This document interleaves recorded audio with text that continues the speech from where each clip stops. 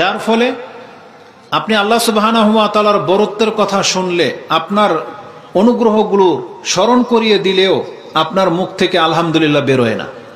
অথচ উচিত ছিল যখনই আপনার কোনো অনুগ্রহের কথা আপনাকে স্মরণ করিয়ে দেওয়া হবে তখনই আপনি অনুভব করবেন এবং তখন আল্লাহর প্রশংসা করবেন। এটা হচ্ছে মুসলিমদের চরিত্র। এবং এই ছোট্ট একটা বাক্য আলহামদুলিল্লাহ আপনার মর্যাদা থেকে কোথায় উঠিয়ে দিতে পারে, যে সম্পর্কে কোরআন হাদিসে যথেষ্ট কথা রয়েছে, কিন্তু আমরা সেগুলোকে মূল্যায়ন করি না। এটা হচ্ছে আমাদের চরম ব্যর্থতা।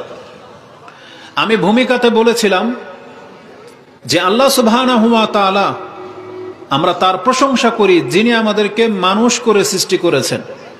আপনি এর অর্থ বুঝেন নাই। আমি বলেছিলাম আল্লাহ সুবহানাহু ওয়া তাআলা তিনি মানুষের মধ্য থেকে যাদেরকে মুসলিম করেছেন আমাদেরকে তাদের অন্তর্ভুক্ত করেছেন। মানে এই যে আমরা যে মুসলিম হতে পারলাম, এটার কি ফায়দা, এর কি মর্যাদা আপনি বুঝেন নাই। যার ফলে তো আপনার মুখ থেকে আলহামদুলিল্লাহ বেরোয় নাই। মাত্র 2-1 জন শুধু আলহামদুলিল্লাহ বলেছেন, আর বাকিদের মুখ থেকে আমরা সেই শব্দটা শুনতে পারি নাই বা পাই নাই। আসুন 10 মিনিট আমি এই সম্পর্কে আপনার মর্যাদাটা কি এই পৃথিবীতে, এই সম্পর্কে আপনাকে একটু তালকিন করি। কোরআনে আল্লাহ সুবহানাহু ওয়া তাআলা মানুষ হিসেবে আপনাকে আল্লাহ কতটা সম্মানিত করেছেন এই সম্পর্কে ইঙ্গিত কোরআনে রেখেছেন। যে আপনি নিজেকে মানুষ করে সৃষ্টি দেখতে পাচ্ছেন, আপনার চারপাশে পশু পাখিও রয়েছে, কুকুর রয়েছে, শৃগাল রয়েছে, গরু ছাগল বাছুর রয়েছে, পায়খানার কীটপতঙ্গ দেখতে পাচ্ছেন। এগুলোও কিন্তু আল্লাহর সৃষ্টি। আল্লাহ সুবহানাহু ওয়া তাআলা ওগুলোকেও সৃষ্টি করেছেন। যেমন আমাদেরকে সৃষ্টি করা হয়েছে, ওই একেবারে নিম্নমানের পোকা, সেগুলো আল্লাহ সুবহানাহু ওয়া তাআলারই সৃষ্টি। আপনার আমার মাঝে যেমন প্রাণ আছে, ওই পোকার মাঝেও প্রাণ আছে, কুকুরের মাঝেও প্রাণ আছে। কিন্তু আমি যখন বললাম যে আল্লাহ আপনাকে আমাকে মানুষ করে সৃষ্টি করেছেন, আপনি তার শুকরিয়া আদায় করেননি। এই জন্য করেননি কারণ আপনি আর আমি ওই যে কুকুর শৃগাল গরু ছাগলের মতোই এই জমিনে চলাফেরা করি, যার ফলে আমরা মানুষের কদর কি জিনিস এটা বুঝি না। আমরা মানুষের মর্যাদা কি জিনিস এটা আমাদেরকে কেউ শেখায় নাই, অনুধাবন করায় নাই, যার ফলে আমরা এগুলোর কদর বুঝি না। আমাদের বক্তারা তো বক্তব্য করে, এরকম বড় বড় নামি দামি বক্তারা আসে, তারা শুধু রাজনীতির পেঁচাল পারবে, কেউ আসে দাজ্জালের কথা বলবে, কেউ আছে ফুরাত নদীর স্মরণীয় কথা বলবে, কিন্তু আল্লাহ সুবহানাহু ওয়া তাআলার বরত্ব, আল্লাহ সুবহানাহু ওয়া তাআলার সাথে আমাদের যে কি সম্পর্ক এই বিষয় নিয়ে কথা তেমন একটা বলা হয় না। যার ফলে অধিকাংশ মানুষ নিজের অস্তিত্ব সে জানে না যে আল্লাহর সাথে তার সম্পর্ক কি, কি করা তার উচিত। আসুন আমি আপনাকে দেখাই। কোরআনে আল্লাহ সুবহানাহু ওয়া তাআলা এই মানুষকে সৃষ্টি করেছেন উত্তম ঘটন দিয়ে, এই কথাটা বলতে গিয়ে আল্লাহ প্রথম 4টা জিনিসের শপথ করে তারপরে বলেছেন। আগে 4টা জিনিসের শপথ করেছেন আল্লাহ, 4 বার কসম করে তারপরে মানুষের কথা বলেছেন, যেটা আপনি পেয়ে যাবেন সূরা 3। এটা আমরা সবাই জানি, যেখানে আল্লাহ বলেছেন ওয়াত-তিনি ওয়াজ-যাইতুন ওয়া তুরি সিনিন ওয়া হাযাল বালাদিল আমিন, ওয়াহাজাল বালাদিল আমিন। 4টা জিনিসের কসম করে তারপর আল্লাহ বলেছেন লাকাদ খালাকনাল ইনসানা ফি আহসানি তাকওয়িম, আমি মানুষকে একটা উত্তম কাঠামো দিয়ে সৃষ্টি করেছি। এই কথাটা বলতে গিয়ে আল্লাহ 4টা বিষয়ের কসম করে তারপর বলেছেন। আর আল্লাহ সুবহানাহু ওয়া তাআলা ওই বিষয়ের কসম করেন যেটা অত্যন্ত গুরুত্বপূর্ণ। যেমন আল্লাহ মানুষকে উত্তম করে সৃষ্টি করেছেন, এই কথাটা আল্লাহর কাছে অনেক বেশি গুরুত্বপূর্ণ, যা বলতে গিয়ে আল্লাহ 4টা জিনিসের কসম নিয়েছেন। কিন্তু আমরা মানুষ হিসেবে সৃষ্টি হয়ে আমরা আমাদের মান মর্যাদা বুঝি না। অথচ আপনি দেখতে পাবেন যে পশুগুলোর সৃষ্টির আর মানুষের সৃষ্টির মধ্যে পার্থক্যটা কি। মানুষের সৃষ্টির মাঝে সব থেকে বড় কথা হলো আল্লাহ সুবহানাহু ওয়া তাআলা মানুষকে সমস্ত কিছুর উপরে মর্যাদাবান করেছেন। কোরআনে আল্লাহ সুবহানাহু ওয়া তাআলা সূরা বনী ইসরাঈল 17 নম্বর সূরা, যেটাকে সূরা ইসরা হিসাবে আপনি জানেন, তার 70 নম্বর আয়াতে আল্লাহ সুবহানাহু ওয়া তাআলা বলেছেন ওয়ালাকাদ কাররামনা বনী আদম ওয়া হামালনাহুম ফিল বাররি ওয়াল বাহর ওয়া রাযাকনাহুম মিনাত তাইয়্যিবাত ওয়া ফাদ্দালনাহুম আলা কাসীরিম মিম্মান খালাকনা তাফদীলা। আল্লাহ সুবহানাহু ওয়া তাআলা বলেছেন আমি মানুষকে সব কিছুর উপরে সম্মানিত করেছি। ওয়ালাকাদ কাররামনা বানি আদম। ইমাম বুখারী রাহিমাহুল্লাহ এই আয়াতের তাফসিরে বলেছেন কাররামনা আই আকরামনা ওয়াহিদান, তার মানে মানুষ হচ্ছে সব থেকে বেশি সম্মানিত। আল্লাহ সুবহানাহু ওয়া তাআলা ফেরেশতা সৃষ্টি করেছেন, জিন সৃষ্টি করেছেন, মানুষ করেছেন, আর কত শত হাজার প্রাণী আল্লাহ সৃষ্টি করেছেন। এই সমস্ত সৃষ্টির মাঝে আল্লাহ মানুষকে প্রাধান্য দিয়েছেন। আমরা যদিও 3.5 হাতের, কালো, খাটো, হ্যাংলা পাতলা, দেখতে অতটা সুশ্রী নই, কিন্তু ফেরেশতারা হচ্ছে বিশাল আকৃতির। এক একটা ফেরেশতার কাউকে আল্লাহ 2টা পাখা, কাউকে 3টা, কাউকে 4টা, কাউকে 600 পাখা দিয়ে আল্লাহ সৃষ্টি করেছেন। কিন্তু তারপরে আল্লাহ সুবহানাহু ওয়া তাআলা বলেছেন ওয়ালাকাদ কাররামনা বানি আদম, আমি আদম সন্তানকে, আদমকে আমি সম্মানিত করেছি। কিভাবে আল্লাহ সম্মানিত করেছেন? আল্লাহ সুবহানাহু ওয়া তাআলা ফেরেশতাদেরকে দিয়ে, জিনদেরকে দিয়ে এই মানুষকে সেজদা করিয়েছেন। এইভাবে আল্লাহ সুবহানাহু ওয়া তাআলা মানুষকে সম্মানিত করেছেন। আপনারা ভুলে গেছেন সেই আয়াত যে আল্লাহ বলেছেন ওয়াইযা কুলনা লিল মালাইকাতি ইসজুদু লিআদম ফাসাজাদু ইল্লা ইবলিস।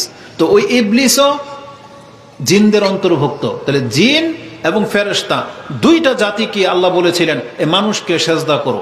ফেরেশতারা করেছিল, জিন করেনি, এজন্য আল্লাহকে শয়তান বলে ঘোষণা করে দিয়েছে। তো মানুষকে যারা সম্মান করে না তারা ওই শয়তানের অন্তর্ভুক্ত। যেমন প্রত্যেকটা প্রাণী মানুষের কাছে বশ হয়। বিশাল এক হাতি, কিন্তু তার গাড়ির উপরে বসে থাকে একজন মানুষ, যার অর্ডার এ হাতি পর্যন্ত মানতে বাধ্য হয়। ইদানিং আমরা নেটের মধ্যে দেখতে পাচ্ছি সিংহ, বাঘ, এগুলো পর্যন্ত মানুষের ভসে চলে আসছে। মানুষ ওদেরকে না চায়, মানুষ ওদেরকে দিয়ে যা খুশি তা করতে পারে। আল্লাহ সুবহানাহু ওয়া তাআলা তিনি আমাদেরকে বলেছেন যে মানুষকে আমি সম্মানিত করেছি এবং মানুষকে আমি উত্তম রিজিক খাইয়ে এই পৃথিবীতে সৃষ্টি করেছি। আল্লাহ বলেছেন ওয়ালাকাদ কাররামনা বানি আদম ওয়া হামালনাহুম ফিল বাররি ওয়াল বাহর। আল্লাহ বলেছেন আমি জমিনে এবং জলে, স্থলে এবং জলে আমি নেতৃত্ব দিয়েছি মানুষকে। পৃথিবীর কোথাও আপনি পাবেন না যে ফেরেশতা বাদশা, কোন একটা রাষ্ট্রের বাদশা ফেরেশতা পাবেন না আপনি। কোন একটা রাষ্ট্রের বাদশা কোন এক জিন পাবেন না আপনি। প্রত্যেকটা জায়গার রাজত্ব মানুষের হাতে আল্লাহ সুবহানাহু ওয়া তাআলা দিয়েছেন, হোক সেটা মুসলিম, কাফের বা ভিন্ন কেউ, কিন্তু মানুষ হিসেবে আল্লাহ সুবহানাহু ওয়া তাআলা সমস্ত সৃষ্টির মাঝে মর্যাদা দিয়েছেন। ওয়া রাযাকনাহু মিনাত তাইয়্যিবাত, আল্লাহ বলেছেন আমি মানুষকে উত্তম তাইয়্যিবাত রিজিকের ব্যবস্থা করেছি। কিভাবে?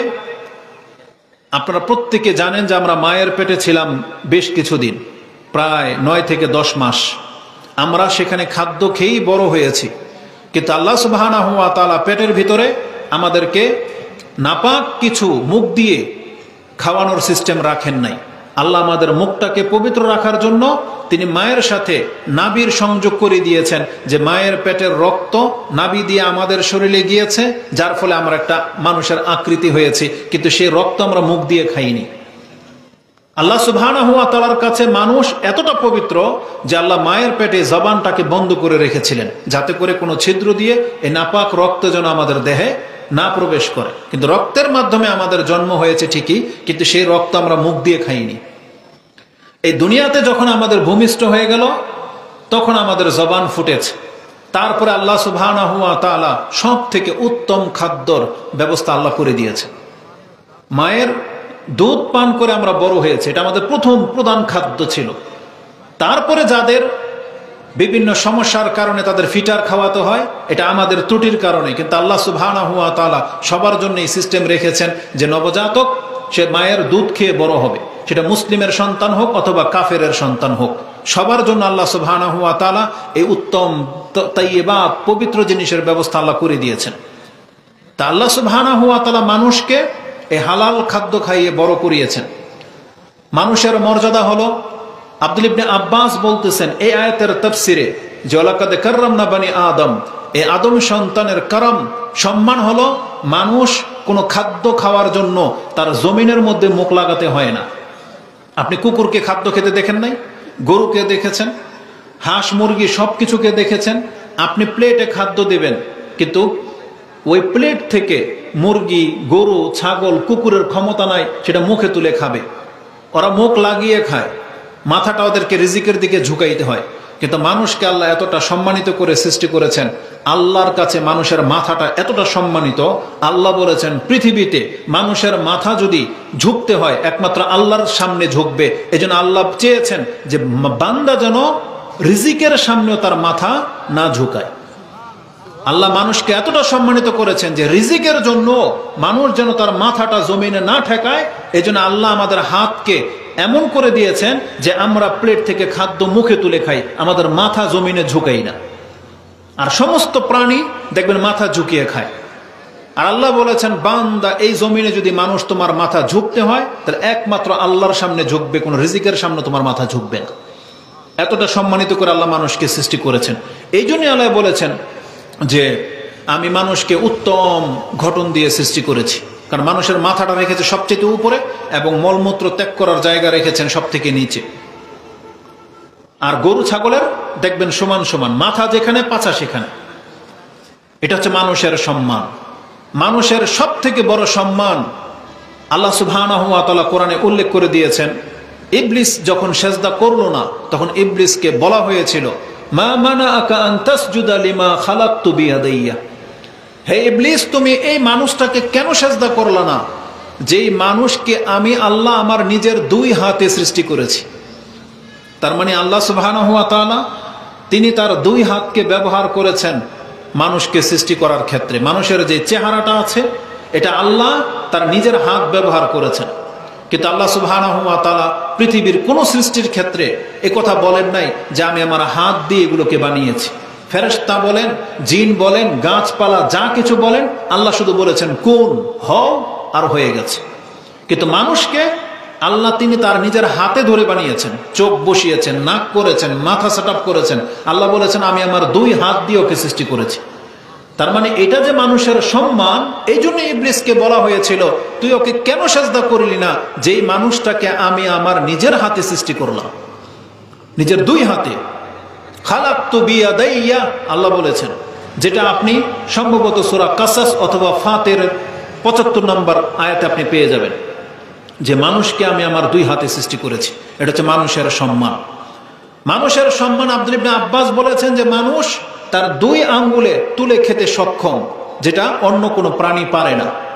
মানুষের হাতগুলোকে এতটা ব্যবহারযোগ্য করেছেন যে আপনি 5টা আঙ্গুলে 5টা ব্যাগ তুলতে পারেন, দুই আঙ্গুলে আপনি একটা কিছুকে ধরতে পারেন, যেটা কেবলমাত্র এই বৈশিষ্ট্য মানুষকে দেওয়া হয়েছে। এটা হচ্ছে মানুষের সম্মান।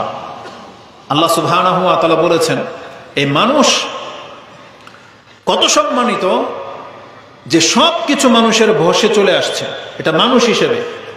উপরন্ত মানুষের মধ্য থেকে কিছু ব্যক্তিকে আপনি দেখতে পাবেন রাস্তাঘাটে পাগল হয়ে আছে, পাগল। সে আপনার আমার মতো একটা মানুষ, তার চেহারা হয়তো আমাদের অনেকের চাইতে ভালো। এমন কিছু পাগল আছে টল ফিগার, দেখতে শুনতে খুব সুন্দর, গায়ে শক্তি অনেক, আমাদের চাইতে অনেক বেশি সুন্দর বডি ওই পাগল পেয়েছে, কিন্তু রাস্তাঘাটে পড়ে থাকে, ময়লা খায়, শীত গরম বোঝে না। কি পার্থক্য আপনার আমার মাঝে ওই পাগলের মাঝে? কি পার্থক্য? পাগলের কি নাই? পাগলের চোখ আছে, হাত কান নাক সবকিছু আছে যা আমাদের আছে, কিন্তু পাগলের মাত্র একটা জিনিস কাজ করে না, তার মাথার ব্রেন। মস্তিষ্কের একটা রগকে শুধু আল্লাহ গিরা লাগিয়ে দিয়েছেন। ওই রগটা সচল না হওয়ার কারণে এ পাগল আর আমি আর আপনি সুস্থ। আল্লাহ সুবহানাহু ওয়া তাআলা যদি চান আপনাকে আমাকেও আল্লাহ পাগল করে দিতে পারতেন, কিন্তু আল্লাহ সুবহানাহু ওয়া তাআলা আমাদেরকে সুস্থ রেখেছেন। আপনি বলেন তো এর কদর আপনি কি করেছেন? আজ পর্যন্ত আপনাদের মাঝে যতগুলো মানুষ এখানে বসা আছেন, আপনি কি বলতে পারবেন পাগলকে দেখে কোনোদিন আপনি আলহামদুলিল্লাহ বলেছেন? আমার তো মনে হয় না, এরকম ব্যক্তি পাওয়াটা খুব দুষ্কর হয়ে যাবে যে আপনি পাগলকে দেখে আপনি নিজের কথা ফিল করে আলহামদুলিল্লাহ বলেছেন। আমাদের তো মনে হয় না যে এমন ব্যক্তি আপনারা আছেন। বরং আমরা দেখতে পাই পাগল দেখলে আপনি খিলখিল করে হাসেন, পাগল দেখলে আপনি ঠাট্টা মস্কারি করেন, পাগল দেখলে আপনি মজা নেন। অথচ আপনার উচিত ছিল এই পাগলকে দেখে আপনি আপনার নিজের কথাটা ফিল করে আল্লাহর প্রশংসা করতেন, এটা আপনার উচিত ছিল। আর রাসূলুল্লাহ সাল্লাল্লাহু আলাইহি ওয়াসাল্লাম বলেছেন কেউ যদি কোনো পাগলকে দেখে একেবারে ঋণে ডুবে গেছে এমন ব্যক্তিকে দেখে, যেই ব্যক্তি ঋণের কারণে ফাঁসি দিয়ে দেয়, আত্মহত্যা করে ফেলে, যেই ব্যক্তি এমন পরিস্থিতিতে পড়েছে যে কারো কাছে মুখ দেখানোর লায়ক নাই, ওই ব্যক্তিরা নিজের জীবন পর্যন্ত দিয়ে দিতে চায়, এমন ব্যক্তিকে দেখে রাস্তাঘাটে কত অ্যাক্সিডেন্ট হয়, কারো গাড়ির পুরো বডির উপর দিয়ে গাড়ি চলে যায়, একবারে থেতলে যায়, এমনও ব্যক্তি আপনার চোখে পড়ে। এইরকম ব্যক্তিকে দেখে এবং এমন ব্যক্তিকে যার শরীরের কোনো অঙ্গ প্রত্যঙ্গ নাই, এমন বহু বিপর্যস্ত ব্যক্তি আমাদের চোখের সামনে পতিত হয়। রাসূল বলেছেন, এমন ব্যক্তিদেরকে দেখলে কোনো ব্যক্তি যদি এই দোয়া পড়ে যে আলহামদুলিল্লাহিল্লাযী আফানি মিম্মা ইবতালাকা বি ওয়া ফাদ্দালানি আলা কাসীরিম মিম্মান খালাকা তাফদীলা, যে আলহামদুলিল্লাহ, আল্লাহ আমাকে এই ব্যক্তি থেকে ভালো রেখেছেন, আল্লাহ একে যে পরীক্ষায় ফেলে দিয়েছে দুনিয়াতে, ওর থেকে আল্লাহ আমাকে মুক্ত করেছেন এবং অসংখ্য সৃষ্টির মাঝে আল্লাহ আমাকে মর্যাদাবান করেছেন। এই দোয়া যদি কোনো ব্যক্তি পড়ে, রাসূল বলেছেন এই কায়নাত যতদিন বাকি থাকবে অথবা আপনি এই কায়নাতে যতদিন থাকবেন, মানে আপনার মৃত্যু অথবা পৃথিবী টিকে থাকা পর্যন্ত, যেই রোগীকে দেখে, যেই ব্যক্তিকে দেখে আপনি এই দোয়া পড়লেন, এইরকম রোগ, এই রকমের অবস্থা আপনার জীবনে কোনোদিন হবে না। কিন্তু আমরা সেই দোয়ার মুখাপেক্ষী হই না, আমরা খেলতামশা ঠাট্টা তামশার মধ্যে লিপ্ত হয়ে যাই। বরং আমাদের উচিত এই ধরনের বিপর্যস্ত কিছু দেখলে আল্লাহর কাছে আশ্রয় চাওয়া, যে আল্লাহ আমার জীবনে যেন এই দুর্ঘটনা কোনোদিন না ঘটে। তার মানে কেউ যদি আল্লাহর কাছে আশ্রয় চেয়ে নেয়, আল্লাহ যদি তাকে আশ্রয় দিয়ে দেয়, তাহলে তার বেঁচে থাকা পর্যন্ত এই রোগ তার কোনোদিন হবে না, এই মুসিবত তার জীবনে কোনোদিন আসবে না। এই জন্য এগুলো দেখে ঠাট্টা মস্কারি করার জিনিস না, বরং এগুলো দেখে আল্লাহর শুকরিয়া আদায় করতে হবে যে আলহামদুলিল্লাহ, আল্লাহ আমাকে এরকম পরিস্থিতিতে ফেলেনি। আর আল্লাহ সুবহানাহু ওয়া তাআলা বলেছেন, যখন কোনো ব্যক্তি আল্লাহর শুকরিয়া আদায় করে, আল্লাহ সুবহানাহু ওয়া তাআলা এই কথাটাকে এলান করে বলেছেন, যেটা আপনি সূরা ইব্রাহিম 14 নম্বর সূরার 7 নম্বর আয়াতে পেয়ে যাবেন। আল্লাহ বলেছেন, ওয়াইজ তাআজ্জানা রাব্বুকুম লাইন শাকারতুম লাআযীদান্নাকুম ওয়া লাইন কাফারতুম ইন্না আযাবি লাশাদীদ। তোমাদের রব তোমাদেরকে এটা এলান করে জানাচ্ছেন, যদি তোমরা শুকরিয়া আদায় করো তাহলে আমি আল্লাহ তোমাদেরকে নিয়ামত বাড়িয়ে দেব, আর তোমরা যদি না শুকরি করো তাহলে তোমরা জেনে রাখো আমার শাস্তি কিন্তু বড় কঠিন। তার মানে আমরা আল্লাহ সুবহানাহু ওয়া তাআলার নিয়ামত প্রাপ্ত হওয়ার পরেও যখন তার শুকরিয়া আদায় করি না, তখন কিন্তু এটা আল্লাহ সুবহানাহু ওয়া তাআলার অসন্তুষ্টির কারণ হয়ে দাঁড়ায়।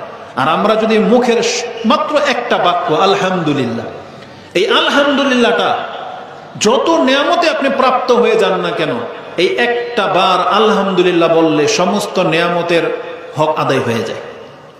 কিন্তু আমরা মুসলিমরা এগুলোকে কদর করতে জানি না। আপনি জানেন যে কোরআনে আল্লাহ কি বলেছেন? সূরা ইউনূস 10 নম্বর সূরার 10 নম্বর আয়াতটা আপনি দেখে নেন।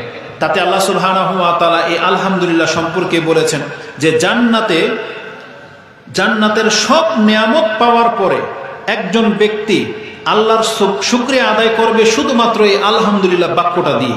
যেটা আয়াতের নাম্বারটা আমার মনে আছে, আপনাকে আমি দেখাই। আল্লাহ বলেছেন, দাওয়াহুম ফিহা সুবহানাকাল্লাহুম্মা, তারা বলবে সুবহানাকাল্লাহুম্মা ওয়া তাহিয়াতুহুম ফিহা সালাম। এটা হচ্ছে জান্নাতে যারা ঢুকবে তাদের দাওয়াত হবে, একে অপরকে শুধু বলবে সুবহানাল্লাহ, আল্লাহর প্রশংসা করবে, সুবহানাকা আল্লাহুম্মা ওয়া তাহিয়াতা ফিহা সালাম। তারা একে অপরকে শুধু সালাম দেবে, সেখানে কেউ অকথ্য ভাষায় গালি দেবে না, কেউ কাউকে নিন্দা করবে না, কেউ কাউকে তিরস্কার করবে না, শুধুমাত্র সালাম দিয়ে কথা বলবে। এবং আল্লাহ সুবহানাহু ওয়া তাআলা বলতেছেন, ওয়া আখিরু দাওয়াহুম আনিল হামদুলিল্লাহি রাব্বিল আলামিন। জান্নাতের সব থেকে বেশি নিয়ামত পাওয়া ব্যক্তিও আল্লাহর শুকরিয়া কিভাবে আদায় করবে? শুধু একবার মুখে বলবে আলহামদুলিল্লাহি রাব্বিল আলামিন। আল্লাহ সুবহানাহু ওয়া তাআলা আপনার মুখের এই একবার আলহামদুলিল্লাহ শুনে সন্তুষ্ট হয়ে যাবেন, পুরো জান্নাত আপনাকে দিয়ে দিবেন, আল্লাহর কাছে সেটা ঘাটতি মনে হবে না। এই আলহামদুলিল্লাহ বললে আল্লাহ সুবহানাহু ওয়া তাআলা সন্তুষ্ট হয়ে যান। কিন্তু আজকে আমাদের মুসলিমদের চরিত্র হলো, আপনাকে আল্লাহর নিয়ামতের কথা স্মরণ করিয়ে দেওয়া হওয়ার পরেও আপনার মুখ দিয়ে আলহামদুলিল্লাহ বের হয় না। অথচ রাসূলুল্লাহ সাল্লাল্লাহু আলাইহি ওয়াসাল্লাম তিনি বলেছেন, এই আলহামদুলিল্লাহ বাক্যটা আপনার নেকিতে কি প্রভাব পড়ে আপনি চাইলে পড়তে পারেন। মুসলিমের এক হাদিস, ইমাম মুসলিম তার তাহারাতের প্রথম হাদিস, পবিত্রতার প্রথম হাদিস 422 নম্বরে আপনি পেয়ে যাবেন। আবি মালিক আল আশআরি আও আনসারি তিনি বলেছেন, সামিআতুন নবী সাল্লাল্লাহু আলাইহি ওয়াসাল্লাম ইয়াকুল আত-তুহুরু শাত্রুল ঈমান ওয়ালহামদুলিল্লাহি তামলাউল মিজান ওয়া সুবহানাল্লাহি ওয়ালহামদুলিল্লাহি তামলাআনি আও তামলাউ মা বাইনাস সামাওয়াতি ওয়াল আরদ আস-সালাতু নূরুন ওয়াস-সাদাকাতু বুরহানুন ওয়াস-সাবরু দিয়াউন, আল কোরআনু হুজ্জাতুল লাকা ওয়া আলাইকা কুল্লুন নাসি ইয়াগদু ফাবাইউ নাফসাহু ফামুতিকুহা আও মুবিকুহা। এটা হচ্ছে হাদিসের ফার্স্ট টু লাস্ট। এই হাদিসের মধ্যে রাসূল সাল্লাল্লাহু আলাইহি ওয়াসাল্লাম বলেছেন আলহামদুলিল্লাহ, এই বাক্যটা যেই ব্যক্তি বলবে তামলাউল মিজান, মিজানের পাল্লা নেকি দিয়ে ভরে যায়। আর কোন ব্যক্তি যদি আল্লাহর প্রশংসা এভাবে করে সুবহানাল্লাহি ওয়া আলহামদুলিল্লাহ, রাসূল বলেছেন তামলা আনে, মিজানের দুইটা পাল্লা ভরে যাবে। আও তামলা মা বাইনাস সামাওয়াতি ওয়াল আরদ, সাত আকাশ সাত জমিনের মাঝে যত গ্যাপ আছে সুবহানাল্লাহি ওয়া আলহামদুলিল্লাহ এইভাবে প্রশংসা করলে সাত আকাশের মাঝের যত গ্যাপ আছে সব নেকি দিয়ে ভরে যায়। কিন্তু আমরা মুসলিমরা আল্লাহ সুবহানাহু ওয়া তাআলার এই প্রশংসা আমরা করি না, বরং আপনি এতগুলো নেকি থেকে মাহরুম হয়ে যাচ্ছেন। তো যখনই কোনো স্টেজের মধ্যে আপনাদেরকে প্রশংসা করতে বলা হয়, উচিত হলো আপনার অন্তর থেকে আল্লাহর প্রশংসা করবেন। যদি ন্যূনতম আপনি মনে করে থাকেন যে আমি মানুষ হিসেবে সৃষ্টি হয়ে আল্লাহ আমার উপরে অনেক বড় এহসান করেছেন, যে আল্লাহ আমাকে গরু ছাগল করে সৃষ্টি করেন নাই, আমাকে আল্লাহ কুকুর বানান নাই, আল্লাহ আমাকে পায়খানার কীটপতঙ্গ বানান নাই, আল্লাহ চাইলে আমাকে বানাতে পারতেন, কিন্তু আল্লাহ আমাকে মানুষ বানিয়েছেন, সেই জন্য আপনি একবারও আলহামদুলিল্লাহ বলেননি। যদি এটা আপনার এহসান হয়ে থাকে, যারা মানুষ হয়ে সৃষ্টি হয়েছেন আল্লাহর কৃতজ্ঞতা স্বরূপ একবার বলেন তো অন্তর খুলে আলহামদুলিল্লাহ। এমনটা হতে হবে শব্দ। যখনই আপনার কাছ থেকে কোনো তলব করা হবে, আপনার জবাবটা এমনই হতে হবে যাতে সেটা পুরা সামিয়ানা অনুভব করে যে না, আমার বান্দারা তারা আমার প্রশংসা করেছে, এটা হইতে হবে। কিন্তু এটা আপনাকে ইনিয়ে বিনিয়ে কেন বলতে হয়? এটা এই মাহফিল থেকে আপনি আজকে শিখে যাবেন। আপনার জীবনে যত মাহফিলে আপনি বসবেন, মসজিদের খুতবা হোক, যেখানেই হোক, যেখানে আল্লাহর বরত্বের কথা আসবে, আল্লাহ আপনার প্রতি কোনো এহসান করেছেন এটা কেউ স্মরণ করিয়ে দেওয়া হবে, তখন আপনি আপনার অন্তর থেকে আল্লাহর প্রশংসা করার চেষ্টা করবেন, অন্তর থেকে। আর আল্লাহর প্রশংসা যখন কেউ অন্তর থেকে করে, আল্লাহ বলেই দিয়েছেন যে লাযীদান্নাহুম, আমি তাদের শুকরিয়ার কারণে নিয়ামতকে আরো বাড়িয়ে দেব। এজন্য আপনার প্রত্যেকটা নিয়ামত, আপনি মানুষ হয়ে জন্মেছেন, আপনি যদি আমার চাইতে বেশি সুন্দর হয়ে থাকেন, আপনি যদি আমাদের চাইতে বেশি হ্যান্ডসাম হয়ে থাকেন, আপনি যদি অনেকের চাইতে বেশি পয়সাওয়ালা হয়ে থাকেন, আপনার যদি অনেক দিক থেকে কদর থেকে থাকে, আপনাকে যদি আল্লাহ অনেকের চাইতে অনেক বেশি মর্যাদাবান করে থাকে, প্রত্যেকটা নিয়ামতকে আপনি এক এক করে স্মরণ করবেন, আর এক একটা নিয়ামতের জন্য আপনি এক একবার করে আল্লাহর প্রশংসা করবেন। এতে বেনিফিট কি হবে? আপনাকে আল্লাহ আরো মর্যাদা বাড়িয়ে দেবেন, আল্লাহ আপনাকে আরো সম্পদ দেবেন, আল্লাহ আপনাকে অন্যদের চাইতে আরো উন্নত জীবন দান করবেন। কারণ এটা আল্লাহর ঘোষণা। আল্লাহ বলছেন লাইন শাকারতুম লাযীদান্নাকুম, আমি আমার নিয়ামতকে তোমাদের জন্য আরো বাড়িয়ে দেব। এই জন্য কার্পণ্য করবেন না। আল্লাহ সুবহানাহু ওয়া তাআলার প্রশংসার ক্ষেত্রে কার্পণ্য করা যাবে না, বরং এই ধরনের মজলিসে বসে আল্লাহর প্রশংসা করলে কি হয় জানেন? এই হাদিসটা আপনি মুসলিম এবং বুখারীতে পেয়ে যাবেন। দুইটাই জিকিরের অধ্যায়ে আছে। 80 নম্বর অধ্যায় বুখারীতে, 49 নম্বর অধ্যায় মুসলিমে রয়েছে। হাদিস নাম্বার বুখারীতে আপনি 6732 পাবেন, মুসলিমে হাদিসটা আপনি 6804 নম্বরে পেয়ে যাবেন। তাতে রাসূলুল্লাহ সাল্লাল্লাহু আলাইহি ওয়াসাল্লাম বলেন, এই ধরনের মজলিসে বসে যখন মানুষ আল্লাহর প্রশংসা করে, ফেরেশতারা গিয়ে আল্লাহর কাছে রিপোর্ট দেয়, এবং আল্লাহ ফেরেশতাদেরকে জিজ্ঞেস করে আমার বান্দাদেরকে কি অবস্থায় রেখে আসলা? তখন ফেরেশতারা বলে ইউকাব্বিরুনাক ওয়া ইয়াহমিদুনাক ওয়া ইউমাজ্জিদুনাক, আল্লাহ তারা আপনার প্রশংসায় লিপ্ত, তারা আপনার গুণগান করে, তারা আপনার বরত্ব ঘোষণা করতেছে। ওয়া ইয়াসআলুনাকাল জান্নাহ, তারা আপনার কাছে জান্নাত চায়। ওয়া ইয়াস্তাজিরুনাকা মিনান নার, তারা আপনার কাছ থেকে জাহান্নাম থেকে মুক্তি চায়।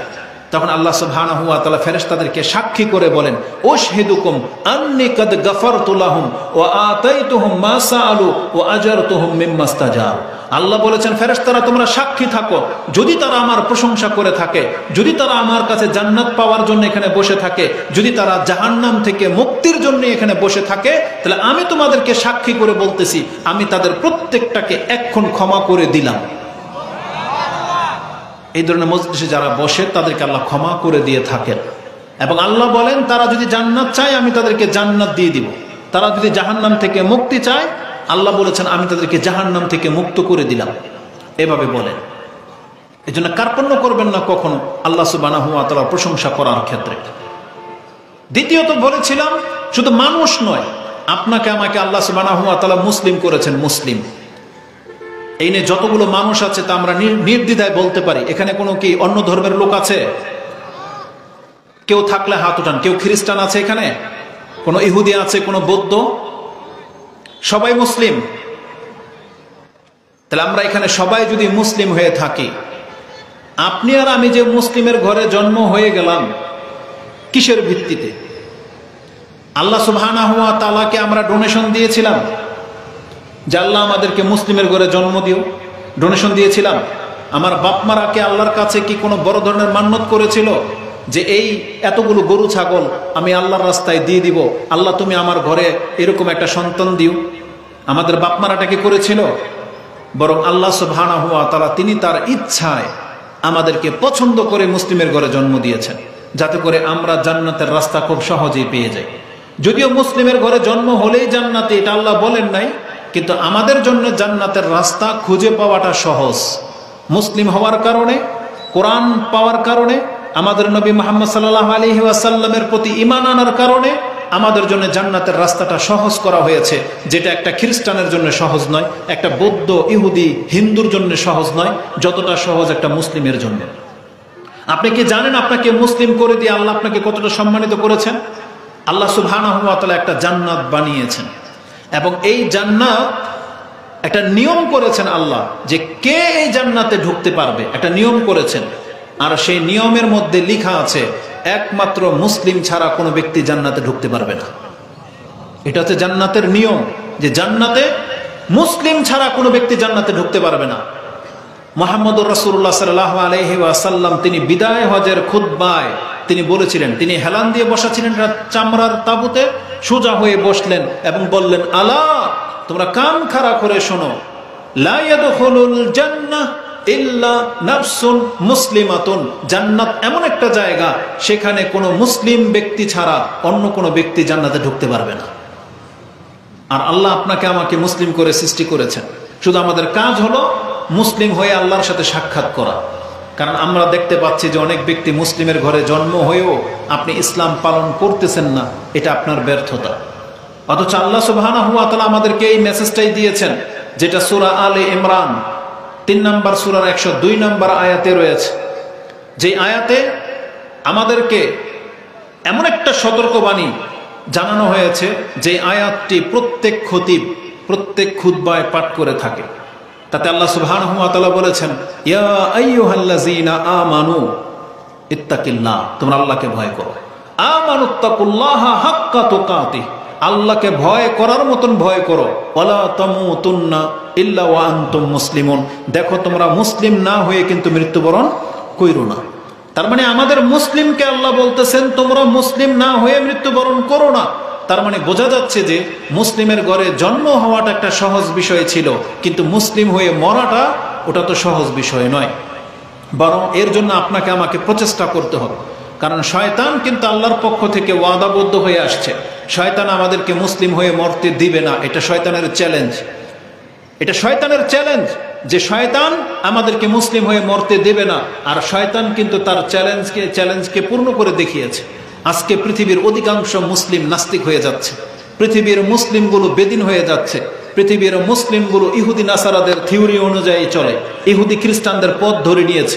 অধিকাংশ মুসলিম, আমরা যদি হাত তুলতে বলি, এটা আমি নিশ্চিত বলতে পারি, আমরা যদি বলি এখানে 5 ওয়াক্ত নামাজ আজকে কয়জন পড়েছেন, আমার মনে হয় না যদি পুরো প্যান্ডেলকে আমি ভাগ করি 5% লোকের হাতও উঠবে না। নাকি বাড়াবাড়ি করলাম? টেস্ট করব নাকি লজ্জা পেয়ে যাবেন? করলাম না, কারণ আমরা জানি তো এটা। আমরা যদি বলি এখন কারা 5 ওয়াক্ত নামাজ পড়েছেন, আমি নিশ্চিত যে অধিকাংশ মানুষ লজ্জা পেয়ে যাবে। আপনাদের সমাজের সব মহিলা মনে পর্দাসীন, তাই না? সব মহিলা কি সব পর্দাসীন নাকি না? আজকে বিকালবেলা একটু বেরিয়েছিলাম, ওই যে নদীর ঘাট পর্যন্ত গিয়েছিলাম। আমাদের চোখে যতগুলো মহিলা পড়েছে, আমি তার মধ্যে 1% পর্দাসীন মহিলা পাইনি। 1%। শুধুমাত্র এখান থেকে নদী পর্যন্ত যেতে যতগুলো নজরে আসছে, তার মধ্যে 1% মহিলাকে আমরা পর্দার সাথে দেখি নাই। আর যদি এখন রিপোর্ট চাই, আপনারা বলবেন এটা আহলে হাদিস সমাজ। এটা যদি হয় আহলে হাদিস সমাজ, তাহলে হানাফি সমাজও দেখে হাসবে। বুঝেন? হানাফিরা দেখে আপনাদের মতো আহলে হাদিস দেখলে হাসবে, বলবে এরা নাকি জান্নাতের সার্টিফিকেট প্রাপ্ত মানুষ। আহলে হাদিস মানে কি? মানে আমরাই জান্নাতি, তাই না? আহলে হাদিস মানেই তো কোরআন সুন্নাহর অনুসারী। আমাদের সবচেয়ে বড় গ্রেড কি? আমরা শিরিক করি না। বুক ফুলে আপনি বলতেছেন আমরা শিরিক বেদাত করি না, কিন্তু আবার কিছু কিছু তথ্য পেলাম যে আপনারা মুখে বলেন আহলে হাদিস, আবার কিছু কিছু বেদাতের সাথে আপনার সম্পর্ক রয়েছে। তো ওগুলো বলে আপনাদেরকে আমরা তিরস্কার করতে চাই না। জাস্ট আমি আপনাকে বোঝাতে চেয়েছি, মুসলিম ঘরে জন্ম হলে এই জন্মটা হওয়া সহজ, কিন্তু মুসলিম হয়ে মৃত্যুবরণ করাটা অতটা সহজ নয়। শয়তান চ্যালেঞ্জ করেছে আল্লাহর সাথে যে আল্লাহ, আরাইতা হাযাল্লাযী কাররামতা আলাইয়া লাইন আখখারতানি ইলা ইয়াউমিল কিয়ামাহ লাআহতানিকান্না যুররিয়াতাহু ইল্লা কালিলা। এটা বনি ইসরাইল 17 নম্বর সূরার 60 নম্বরের পর থেকে পড়েন, 63 নম্বর আয়াতে সম্ভবত আপনি এটা পেয়ে যাবেন, 63-64 নম্বর আয়াতে, যে আল্লাহ এই যে আদমের কারণে আজকে আমি লাঞ্ছিত হইলাম, আমার মর্যাদা ক্ষুণ্ণ হলো, এই আদমের কারণে না আল্লাহ, তুমি লক্ষ্য করে দেখো আমি আদমের সন্তানকে একটাকেও ছাড়বো না, তাদের অল্প কয়েকটা হয়তো বেঁচে থাকতে পারবে, কিন্তু আমি প্রত্যেকটাকে গুমরা করে ছেড়ে দেব। আর শয়তান তার সেই কাজেই লিপ্ত। শয়তান আমাদের ডান দিক থেকে, বাঁ দিক থেকে, সামনে পেছন দিক থেকে, সব দিক থেকে আমাদেরকে আক্রমণ করেছে, এবং আমরা অধিকাংশ মানুষ এই শয়তানের গোলামিতে পরিণত হয়েছে। শয়তান আমাদেরকে কি না করিয়েছে বলেন?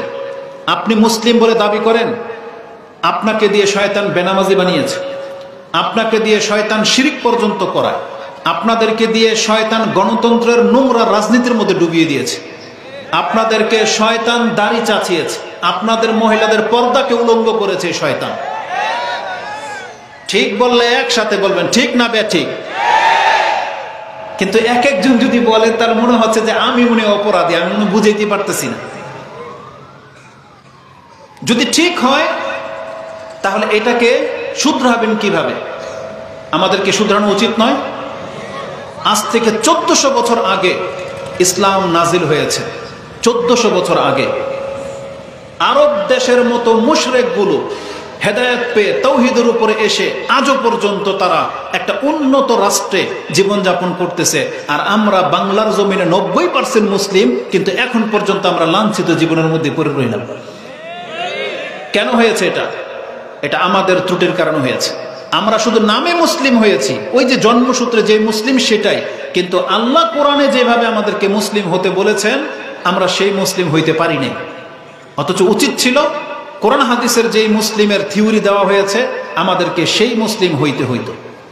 তো ইবলিস আল্লাহ সুবহানাহু ওয়া তাআলার সাথে যে চ্যালেঞ্জ করেছে, ইবলিস কিন্তু তার চ্যালেঞ্জে সাকসেসতা দেখিয়েছে, এবং ইবলিস আল্লাহর কাছে এটাও ওয়াদা করেছিল যে বেইজ্জাতিকা ওয়া জালালিক লা আবরাহু উগুয়া বানি আদম মা দামাতুল আরওয়াহু ফীহিম। আল্লাহ, আমি তোমার ইজ্জতের কসম করে বলতেছি, এই মানুষের দেহের মধ্যে যতক্ষণ প্রাণ থাকবে আমি ইবলিস ততক্ষণ পর্যন্ত চেষ্টা করব যে ওকে গুমরা করা যায় কিনা। আর ইবলিস মানুষের মৃত্যুর মুহূর্ত পর্যন্ত কিন্তু উপস্থিত হয়ে যায়, মৃত্যু মুহূর্ত পর্যন্ত। আর এটা রাসূলুল্লাহ সাল্লাল্লাহু আলাইহি সাল্লামের একাধিক হাদিস দিয়ে প্রমাণ করা সম্ভব। যেমন এই হাদিসটা বলেছি, এটা মুসনাদে আহমদে 11244 রয়েছে, 11244 মধ্যে আপনি এটা পেয়ে যাবেন, বা 24 মধ্যে পেয়ে যাবেন, মুসনাদে আহমদে রয়েছে যে ইবলিস বলেছে যে মানুষের দেহে প্রাণ থাকা পর্যন্ত আমি ওকে গুমরা করে ছেড়ে দেব। এই জন্য রাসূলুল্লাহ সাল্লাল্লাহু আলাইহি ওয়াসাল্লাম তিনি প্রায় যখন নামাজে আল্লাহর কাছে আশ্রয় চাইতেন, তার মধ্যে একটা আশ্রয় এটাও ছিল, আল্লাহুম্মা ইন্নী আউযু বিকা আন ইয়াতাখাব্বাতানি আশ-শায়তানু ইনদাল মাউত। আল্লাহ, আমার মৃত্যুর সময় শয়তান যেন আমার ঈমানকে ছোঁ মেরে নিয়ে যেতে না পারে, তা থেকে আমি আল্লাহ তোমার কাছে আশ্রয় চাচ্ছি। যেটা ইমাম আবু দাউদ তিনি তার সালাতের অধ্যায়ে এনেছেন, হাদিস সম্ভবত 1552, মানে 1552 নম্বর আপনি হাদিস পেয়ে যাবেন, যে আল্লাহুম্মা ইন্নী আউযু বিকা আইয়াতাখাব্বাতানি আশ-শায়তানু ইনদাল মাউত। আল্লাহ, মৃত্যুর সময় শয়তান যেন আমাকে বিভ্রান্ত করতে না পারে, আমি তোমার কাছে আশ্রয় চাচ্ছি। কিন্তু অনেকে আমরা এই দোয়া জানি না, করবো তো দূরের কথা। তো কথা হচ্ছে যে এই হাদিস দিয়ে প্রমাণ করে যে শয়তান মৃত্যু মুহূর্তে মানুষের কাছে উপস্থিত থাকে। এটার বাস্তব প্রমাণ কি জানেন? বলেন তো দেখি, আমাদেরকে একটা হাদিস শোনানো হয়েছে, যার শেষ কালেমা হবে লা ইলাহা ইল্লাল্লাহ দাখালাল জান্নাহ। যেই ব্যক্তি সবার শেষে বলতে পারবে লা ইলাহা ইল্লাল্লাহ, তারপরে যদি মৃত্যুবরণ করে, তাহলে এই ব্যক্তি জান্নাতে যাবে। এই কথাটাকে আমরা সবাই জানি কি জানি না? জানি। অনেক মানুষকে তো মরতে দেখেছেন না? দেখেছেন? আপনার 5 জন ব্যক্তির নাম বলেন তা আপনার জীবন থেকে, যারা লা ইলাহা ইল্লাল্লাহ বলে মরতে পেরেছে। প্রত্যেকের অপশন দিলাম। যান কোনো ব্যক্তি, আপনি আপনার পূর্বপুরুষ থেকে নিয়ে শুরু করে যত ব্যক্তিকে আপনি মরতে দেখেছেন, আপনি কি সাক্ষী দিতে পারবেন যে আপনি অন্তত 5 জন ব্যক্তি এমন পেয়েছেন যে মরার সময় লা ইলাহা ইল্লাল্লাহ বলে মরতে পেরেছে? কেন পারে না? অথচ আমাদেরকে ছোট থেকে শিক্ষা দেওয়া হয়েছে যার শেষ কালেমা হবে লা ইলাহা ইল্লাল্লাহ দাখালাল জান্নাহ। এটা কেন পারে না সে? এই তৌফিক কেন হয় না? এটার মূল কারণ, রিজন হচ্ছে এই শয়তান। শয়তান সেখানে তার কাছে উপস্থিত থাকে, কারণ সে সারা জীবন শয়তানের সঙ্গে চলেছে। তো মৃত্যুর মুহূর্তেও শয়তান তাকে ছেড়ে দূরে থাকে না, ওই মৃত্যুর সময় শয়তান ওর সঙ্গেই থাকে। আর যেই ব্যক্তি শয়তান থেকে দূরে থেকেছে, মৃত্যুর সময় ওই শয়তান ওর ধারে কাছে আসতে পারবে না। কারণ কোরআনে সাক্ষী দিয়েছেন এটা, আল্লাহ সুবহানাহু ওয়া তাআলা নিজে বলেছেন, যেটা আপনি সূরা ফুসসিলাত হামিম সাজদা 41 নম্বর সূরার 30 নম্বর আয়াতের পর থেকে পড়েন। আল্লাহ কি বলেছেন? ইন্নাল্লাযীনা ক্বালু রাব্বুনাল্লাহু সুম্মা ইসতাকামু তাতানাজ্জালু আলাইহিমুল মালায়েকা আল্লা তাখাফু ওয়া লা তাহজানু ওয়া আবশিরু বিল জান্নাতিল্লাতী কুনতুম তুআদুন। আল্লাহ বলেছেন, যেই ব্যক্তি বলে আমার রব আল্লাহ এবং এটার উপরে কায়েম ছিল, আল্লাহ বলেছেন মৃত্যু মুহূর্তে আমি আল্লাহ ফেরেশতা নাজিল করে দেব। এই ফেরেশতা ওকে সালাম জানাবে, জান্নাতের সুসংবাদ দেবে এবং বলবে তুমি ভয় পেও না, তোমার কোনো চিন্তা নাই, আমরা দুনিয়াতে তোমার বন্ধু ছিলাম এবং কবরেও আমরা তোমার সঙ্গী হিসেবে থাকব। ইমাম বুখারী বলেছেন, তাতানাজ্জালু আলাইহিমুল মালায়েকা আই ইনদাল মাউত। মৃত্যুর সময় আল্লাহ মালাকুল মাউতকে প্রেরণ করার সাথে সাথে রহমতের ফেরেশতা আল্লাহ নিযুক্ত করে দিবেন, যাতে শয়তান তাকে বিভ্রান্ত করতে না পারে। কারণ আল্লাহ সুবহানাহু ওয়া তাআলা একটা ওয়াদা করেছেন আমাদের সাথে। আল্লাহ বলেছেন, আমি তোমাকে সৃষ্টি করেছি, মৃত্যুর পূর্ব মুহূর্ত পর্যন্ত তোমার দায়িত্ব তুমি তোমার ঈমানকে হেফাজত করে চলবে। আর যখন তুমি অপারগ হয়ে যাবে, যখন তোমার আর ক্ষমতা থাকবে না, ওই সময় শয়তান তোমাকে বিভ্রান্ত করতে চাইলে আমি আল্লাহ নিজে তোমার ঈমানকে হেফাজতের দায়িত্ব নিয়ে নিলাম, আমি তখন নিজে ফেরেশতা নাজিল করে দেব। এজন্য আমাদের কাজ হচ্ছে ওই কথার উপরে অটুট থাকা, যে ইন্নাল্লাযীনা ক্বালু রাব্বুনাল্লাহু সুম্মা ইসতাকামু। আমাদেরকে ইসলামের উপরে কায়েম থাকতে হবে। কিন্তু আজকে অধিকাংশ মুসলিমদেরকে ইসলামের উপরে কায়েম দেখতে পাওয়া যাচ্ছে না। অধিকাংশ মানুষ সালাত ছেড়ে দিয়েছেন, পর্দা ছেড়ে দিয়েছেন, অধিকাংশ মানুষ হারাম কাজগুলোতে লিপ্ত। যে কাজগুলোকে আল্লাহ সুবহানাহু ওয়া তাআলা শয়তানের কাজ বলেছেন, এই জেনা, নোংরামি, ফাহেসা, তারপরে নেশা, এগুলো সব আমাদের প্রত্যেকটা মুসলিমের রন্ধ্রে রন্ধ্রে মিশে গেছে। অথচ কোরআনে আল্লাহ সুবহানাহু ওয়া তাআলা বলেছেন, যারা আল্লাহর বান্দা, দয়াময়ের বান্দা, তারা এই কাজগুলো কখনো করতে পারে না। তার মধ্যে একটা কি? আল্লাহ বলেছেন, ওয়াইবাদুর রহমান আল্লাযীনা ইয়ামশুনা ফিল আরদি হাওনা ওয়া ইযা খাতাবাহুমুল জাহিলুনা ক্বালু সালামা। আপনি পড়ুন এই আয়াত থেকে, যেটা সূরা ফুরকান 25 নম্বর সূরার 63 থেকে শুরু হয়েছে। তার মধ্যে আপনি 68, 69 নম্বর আয়াতটা দেখেন। আল্লাহ বলেছেন, আল্লাযীনা লা ইয়াদউনা মা আল্লাহি ইলাহান আখার। যারা রহমতের বান্দা হবে, দয়াময়ের বান্দা হবে, তারা কোনোদিন আল্লাহর সাথে অন্য কাউকে ডাকতে পারে না। ওয়ালা ইয়াকতুলুনা আন-নাফসাল্লাতী হারামাল্লাহু ইল্লা বিল হক। তারা এমন ব্যক্তিকে হত্যা করতে পারে না যাকে হত্যা করা আল্লাহ হারাম করে দিয়েছেন। ওয়ালা ইয়াজনুন। আর তারা জেনা করতে পারে না। ওমাইয়াফআল যালিকা ইয়ালকা আসামা। আল্লাহ বলেছেন, যারা আল্লাহর সাথে অন্যকে ডাকে, যারা মানুষকে হত্যা করে, যারা জেনা করে, এদেরকে আমি ইয়ালকা আসামা, জাহান্নামের মধ্যে নিক্ষেপ করব। ইউদাফ লাহুল আযাব। তাদের শাস্তিকে আমি দ্বিগুণ করে দেব। এটা খুব কঠিন কথা। আল্লাহ বলেছেন, রহমানের বান্দা কোনোদিন জেনা করতে পারে না। তার মানে আমরা যদি জেনায় লিপ্ত হই, তাহলে রহমানের রহমত থেকে আমরা কিন্তু মাহরুম হয়ে যাব। এটা অনেক বড় কথা। কিন্তু আজকে মুসলিমদের দ্বারা কোন পাপ না হচ্ছে? সবচেয়ে বড় পাপ যেগুলো জেনা, হত্যা, এই হত্যাও আজকে মুসলিমের দ্বারা হচ্ছে। সামান্য একটা বিষয়কে কেন্দ্র করে নিয়ে আধা হাত জমিন, 10 টাকার জন্য বাংলার জমিন একজন মানুষ আরেকজন মানুষকে হত্যা করে দিচ্ছে। এমনও নজির, এমনও দৃশ্য আমাদের চোখে পড়ে। এই রাজনীতিকে কেন্দ্র করে, এই ভোটাভুটিকে কেন্দ্র করে, এই যত কিছু বাংলার জমিনে হলো, মুসলিম, আপনি অপর দলকে মুসলিমই মনে করেন না। আরে মুসলিমে মনে করেন না, আর আমাদের বর্তমানে আরেকটা জিনিস দেখতে হলে এই তাবলিগ জামাত, যারা নিজেদেরকে ইসলামিক দল বলে, যাদেরকে আপনি দেখলে কিউট বলেন, যাদেরকে দেখলে আপনি নিরীহ প্রাণী বলেন, যাদেরকে দেখলে আপনি অসহায় বলেন, নিজের খেয়ে নাকি নিজেরা তারা তাবলিগ করে, অথচ এরা আমাদেরকে তো বাতিল বলেই এতদিন যাদেরকে নিজেদের সাথী ভাই বলতো, যাদেরকে মুসলিম প্রাণের ভাই বলতো, আজকে একটা টঙ্গীর মাঠকে কেন্দ্র করে এরাই একে অপরকে কুফরি ফতোয়া দিচ্ছে এবং একে অপরকে বাঁশ দিয়ে পিটিয়ে মাথা ফাটিয়ে দিচ্ছে। অথচ দুই দিকে মুসলিম, দুই দিকেই মুসলিম। রাসূলুল্লাহ সাল্লাল্লাহু আলাইহি ওয়াসাল্লাম বলেছেন, ইযাল তাকাল মুসলিমাইনি বিসাইফিহিমা ফাল কাতিল ওয়াল মাকতুলু ফিন্নার। এটা বুখারী মুসলিমের ভাষা। আর ইবনে মাজাতে এবং তিরমিজিতে রয়েছে, রাসূলুল্লাহ সাল্লাল্লাহু আলাইহি ওয়াসাল্লাম বলেছেন, মা মিন মুসলিমিন হামালা আলা আহাদিহিমা সিলাহ আলা আখিহি সিলাহ। রাসূল বলেছেন, যদি কোনো মুসলিম দুই ব্যক্তি সমান সমান দাঁড়ায় আর একজন যদি তার আরেক ভাইয়ের উপরে সিলা মানে অস্ত্র নিয়ে তাক করে, রাসূল বলেছেন ফাহুমা জুরুফি জাহান্নাম, তখন তারা দুজনেই জাহান্নামের উপরে অবস্থানরত থাকে। ফাইন কাতালা আহাদুহুমা, একজন যদি আরেকজনকে হত্যা করে দেয়, দাখালা জামিয়ান, তাহলে দুইজনই জাহান্নামে নিক্ষিপ্ত হয়ে যাবে।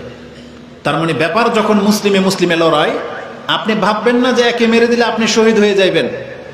আজকে গণতান্ত্রিক সিস্টেমে যেই দল ভাগ হয়ে গেছে, ওই পাশেও মুসলিম এই পাশেও মুসলিম, আপনি ভাববেন না যে একে মেরে দিলে আপনি জান্নাতে চলে যাবেন, আপনি গাজী হয়ে গেলেন আর মরলে শহীদ হয়ে গেলেন। এত সহজ না ইসলাম। অথচ একজন মুসলিমের রক্ত আল্লাহর কাছে সবচেয়ে বেশি হারাম, একজন মুসলিমের রক্ত সবচেয়ে বেশি পবিত্র। আপনি কি জানেন কুকুরের গোশত খাওয়া হালাল না হারাম?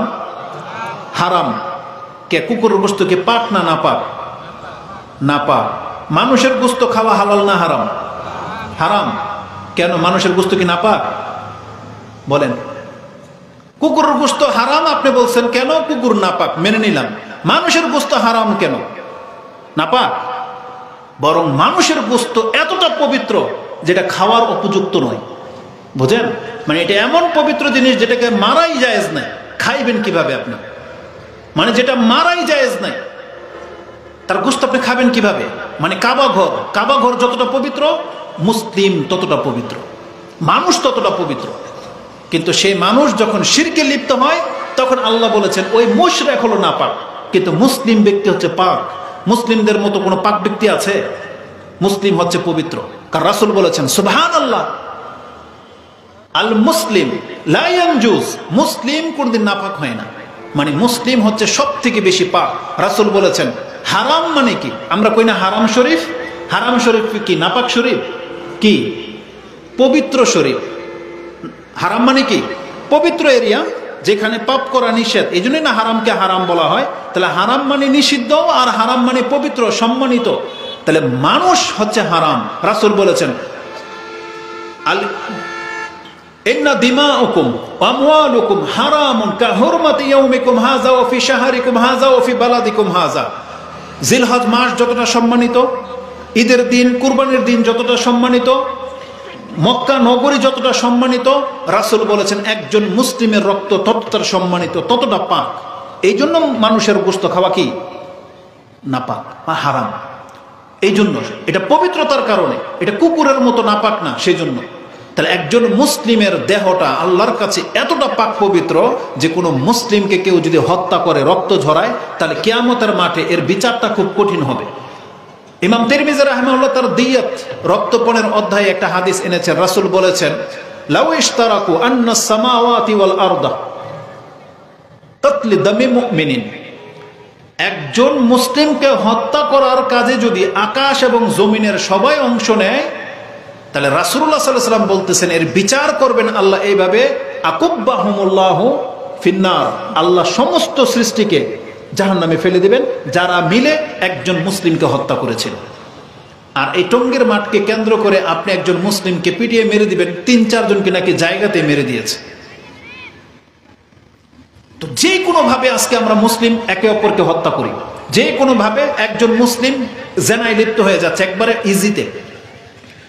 বিবাহিত পুরুষ, অবিবাহিত পুরুষ সবারই একই সমস্যা। চাইলে সে বিয়ে করতে পারে কিন্তু করে না, কিন্তু জেনায় লিপ্ত হয়ে যাচ্ছে। অথচ এটা হালকা করে নিচ্ছেন কেন আপনি? আল্লাহ সুবহানাহু ওয়া তাআলা এটাকে হারাম করেছেন। এটা হচ্ছে ফাহিশা। আল্লাহ বলছে লা তাকরাবুজ জিনা ইন্নাহু কানা ফাহিশাতান ওয়া সাআ সাবিলা। এটা হচ্ছে ফাহিশা এবং অত্যন্ত নোংরা কাজ, নোংরা কাজ এটা। কিন্তু আমাদের যুবকরা মনে করে এটা রোমান্স, তাদের গায়ে হাত দেওয়াটাকে তারা রোমান্স মনে করে। এই যে 16ই ডিসেম্বর আসছে, 16ই ডিসেম্বর মাস আসছে, 26শে ডিসেম্বর খ্রিস্টানরা ওরা জেনার ফ্যাক্টরি খুলে বসে থাকবে, আর কিছু কুলাঙ্গার মুসলিম আছে ওই ফায়দা লোটার জন্য এই দিনে ওর গার্লফ্রেন্ডকে নিয়ে ওরা ক্রিসমাস ডে পালন করে। আপনি জেনে নেন এমনে জেনা করা পাপ, এমনে জেনা করা কি পাপ। কিন্তু কোন ইহুদি খ্রিস্টানদের ধর্মীয় কোনো উৎসবকে কেন্দ্র করে যদি আপনি এই পাপে জড়ান, তাহলে আল্লাহ না করুক আপনি কিন্তু ইহুদি খ্রিস্টান হয়ে কিয়ামতের মাঠে উঠবেন। কারণ রাসূল বলেছেন মান তাশাব্বাহা বিকাউমিন ফাহুয়া মিনহুম, যেই ব্যক্তি কোন জাতির সাদৃশ্যতা অবলম্বন করবে তাহলে সেই ব্যক্তি তাদের দলভুক্ত হয়ে উঠবে। আজকে যে জন্মদিন বার্থডে পালন করা, এটা খ্রিস্টানদের কাছ থেকে এসেছে, ইহুদিদের কাছ থেকে এসেছে। এটা যারা যতগুলো মুসলিম পালন করেন, আপনার ভয় হওয়া উচিত আপনি কিন্তু কিয়ামতের মাঠে ইহুদি খ্রিস্টান হয়ে উঠতে পারেন, আপনাকে ভয় করা উচিত। এই জন্য যে কোনো ক্ষেত্রে আপনি বিধর্মীদের দিকে এত ঝুঁকে যেয়েন না, যেটা আমাদেরকে কঠোরভাবে নিষেধ করা হয়েছে। কোরআনে আল্লাহ সুবহানাহু ওয়া তাআলা আমাদের সাথে অঙ্গীকার করেছিলেন, যেটা আমি আমার প্রথম বক্তব্যে ফিরে আসতে চাচ্ছি। যদিও আমি প্রথম আপনাকে মুসলিমের মর্যাদা বোঝাতে চেয়েছিলাম, যেটা আপনাকে আমাকে আল্লাহ মুসলিম করে সৃষ্টি করেছেন, আপনি মুসলিমের কদর বোঝেন না, আলহামদুলিল্লাহ আপনি বলবেন কি? অথচ রাসূলুল্লাহ সাল্লাল্লাহু আলাইহি ওয়াসাল্লাম বলেছেন প্রত্যেকটা মুসলিম জান্নাতে যেতে পারবে, মুসলিম ছাড়া অন্য কোনো ব্যক্তি জান্নাতে ঢুকতে পারবে না। এটা হচ্ছে মুসলিমের কদর। তা আল্লাহ বলেছেন তুমি শুধু মুসলিম হয়ে মরো, বাকিটা আমি দেখে নেব। আপনি কি জানেন মুসলিমের মধ্যে হাদিস রয়েছে, মুসলিম শরীফের মধ্যে, যে রাসূলুল্লাহ সাল্লাল্লাহু আলাইহি ওয়াসাল্লাম বলেন মা মিন মুসলিমিন ইযা মাত, যখন কোনো মুসলিম মারা যায় তার স্থলাভিষিক্ত ইহুদিয়ান আও নাসরানিয়ান, আল্লাহ একজন ইহুদি অথবা একজন খ্রিস্টানকে রেডি করে রাখেন এবং তাকে বলা হবে দাফা ইলাইহি, ওই মুসলিমের কাছে খ্রিস্টান অথবা একটা ইহুদিকে ধাক্কা দিয়ে আল্লাহ দিয়ে বলবেন হাজা ফিকাকুকা মিনান নার, এই খ্রিস্টানকে নাও, এই ইহুদিকে নাও, এটা তুমি বদলা হিসেবে জাহান্নাম থেকে মুক্ত হয়ে যেতে পারবা। তোমার স্থলে এই খ্রিস্টানকে এই ইহুদিকে জাহান্নামে ফেলে দেওয়া হবে, আর মুসলিমকে আল্লাহ ক্ষমা করে জান্নাত দিয়ে দিবেন। এটা ইমাম মুসলিম কোট করেছেন। কিন্তু সেই মুসলিমের মর্যাদাটাকে আমরা বুঝি না, যে আল্লাহ সুবহানাহু ওয়া তাআলা আমাদেরকে কতটা সম্মানিত করে সৃষ্টি করেছেন। সেই মুসলিমের দ্বারা এমন কোনো পাপ নাই যেটা মুসলিমের দ্বারা না হচ্ছে। তাহলে শয়তান এই দিক থেকে সাকসেস হয়ে গেছে, যে শয়তান বলেছিল যে আমি মরার আগ পর্যন্ত এই মানুষদেরকে গুমরা করে ছেড়ে দেব, শয়তান তার কাজে বাস্তবায়ন করে দেখিয়েছে। অথচ আল্লাহ আমাদেরকে নিষেধ করেছিলেন যে তোমরা মুসলিমরা অন্তত এই শয়তানের পদাঙ্ক অনুকরণ করো না। আসুন আমি আপনাকে সেই আয়াতটা স্মরণ করিয়ে দিই। আমরা প্রত্যেকে কিন্তু আল্লাহর সাথে একটা ওয়াদা করেছিলাম, আপনি সেটা হয়তো ভুলে গেছেন। আল্লাহ কোরআনের 2 জায়গায় সেই আয়াতটাকে স্মরণ করিয়ে দিয়েছেন। এক, আপনি সূরা আরাফ 7 নম্বর সূরায় পেয়ে যাবেন, 144, 142, 43, 44 মধ্যে পাবেন। আর এই আয়াতটাই আল্লাহ সুবহানাহু ওয়া তাআলা সূরা ইয়াসিন 36 নম্বর সূরার 60 এবং 61 নম্বর আয়াতে উল্লেখ করে দিয়েছেন। আল্লাহ সুবহানাহু ওয়া তাআলা সূরা ইয়াসিনে বলেছেন আলাম আহাদ ইলাইকুম ইয়া বনি আদম আল্লাহ তা'বুদিশ শায়তান, আল্লাহ তা'বুদুশ শায়তান ইন্নাহু লাকুম আদুউম মুবিন। হে আদম সন্তান, তোমার সাথে কি আমি এটা অঙ্গীকার করিনি যে তোমরা শয়তানের অনুসরণ করবে না? সে তোমাদের প্রকাশ্য শত্রু।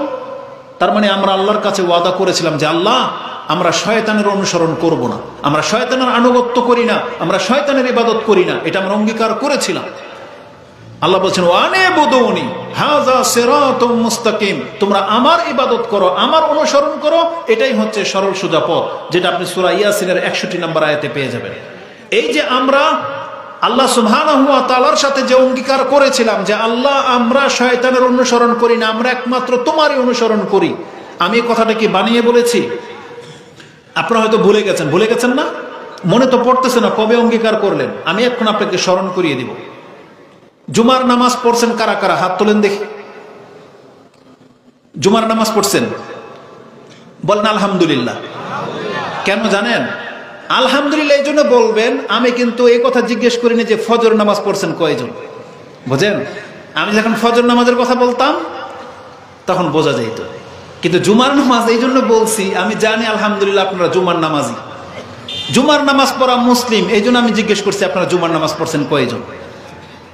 কয়দিন আগের ঘটনা এটা, আজকে কি বার? আজকে সোমবার, মানে 2-3 দিন আগের ঘটনা না? জুমার নামাজ যে পড়ছেন, আচ্ছা জুমার নামাজে সূরা ফাতিহা পড়ছেন তো নাকি পড়েন নাই? কারণ আমরা তো জুমার নামাজে ফাতিহা পড়তে বাধ্য, কারণ ফাতিহা ছাড়া নামাজ হবে হবে না। অন্তত ইমাম তো পড়ছে, আপনি তো শুনছেন না? তারপর তো আমিনও বলছেন না?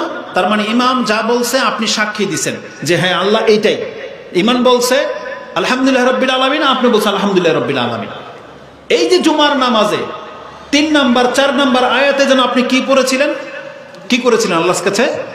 আল্লাহকে আপনি কথা বলেন নাই, ইয়্যাকা না'বুদু ওয়া ইয়্যাকা নাস্তাইন। আমি আপনার জীবনের সমস্ত দিনের কথা বাদ দিলাম, অন্তত 3 দিন আগেও তো আপনি আল্লাহর কাছে অঙ্গীকার করেছিলেন যে আল্লাহ আমরা একমাত্র তোমারই অনুসরণ করি, আমরা একমাত্র তোমারই অনুসরণ করি। ওই ইবাদত অনুসরণ একই কথা, কারণ ওখানে ইবাদতের অর্থে অনুসরণ করা হয়েছে, আপনি তাফসীর দেখে নিন। তা আল্লাহ সুবহানাহু ওয়া তাআলা যখন বলেছেন যে আমি কি তোমাদেরকে বলিনি তোমরা শয়তানের ইবাদত করো না, আমি যদি ইবাদত ট্রান্সলেট ইবাদতই করতাম তখন আপনারা সবাই বলতেন যে হুজুর আমরা কেউ শয়তানের ইবাদত করি না। কিন্তু এখন যখন বলেছি আল্লাহ বলেছেন যে আল্লাহকে তোমাদেরকে নিষেধ করে নাই যে তোমরা শয়তানের অনুসরণ করো না, তখন এই কথা ডিনাই করার মতন ক্ষমতা অধিকাংশ মানুষের নাই। আপনি নিজে সাক্ষী যে হ্যাঁ আমরা কোনো না কোনোভাবে শয়তানের অনুসরণ করে চলি। এই জন্য আপনি এই আয়াতের অর্থটাকে এইভাবে বুঝবেন, ইয়্যাকা না'বুদু, আল্লাহ আমরা কেবল তোমার কথার অনুসরণ করি, আমরা আর কারো কথার অনুসরণ করি না। এটা ছিল আপনার ওয়াদা। এখন এই ওয়াদাটাকে আপনি বাস্তবায়ন করে দেখান। কোরআনে আল্লাহ সুবহানাহু ওয়া তাআলা কয়েক জায়গায় বলেছেন ইয়া আইয়ুহাল্লাযীনা আমানু আউফু বিল উকুদ, তোমরা যে অঙ্গীকার করে থাকো এটাকে পুরো করে দেখাও। কারণ মুমিন ব্যক্তিদের গুণ হলো তার অঙ্গীকার পুরো করে থাকে, আর মুনাফিকদের গুণ হলো মুনাফিক ওয়াদা করলে ওয়াদার খেলাফ করে। পৃথিবীর প্রত্যেকটা মানুষ আপনি যখন একে অপরের সাথে ওয়াদা ভঙ্গ করেন আপনি ওকে ডাইরেক্ট মুনাফিক বলতেছেন, কিন্তু প্রত্যেকটা বেনামাজি আপনি মুনাফিক হয়ে বসে আছেন, কারণ আপনি আল্লাহর সাথে ওয়াদা করেছেন যে আল্লাহ আমি কেবল তোমার ইবাদত করি, তোমারই আনুগত্য করি, আমি কারো অনুসরণ করি না। কিন্তু 3 দিন হয় নাই আপনি আপনার ওয়াদাটাকে ভুলে গেছেন। এটা হচ্ছে সবচেয়ে বড় মুনাফিকি, যেটা আমরা আল্লাহর সাথে করে যাচ্ছি। আমাদের মা বোনরা আল্লাহ সুবহানাহু ওয়া তাআলা তো তাদেরকে পর্দার আদেশ করেছে নাকি করেন নাই? কিন্তু তারা পর্দা করে না।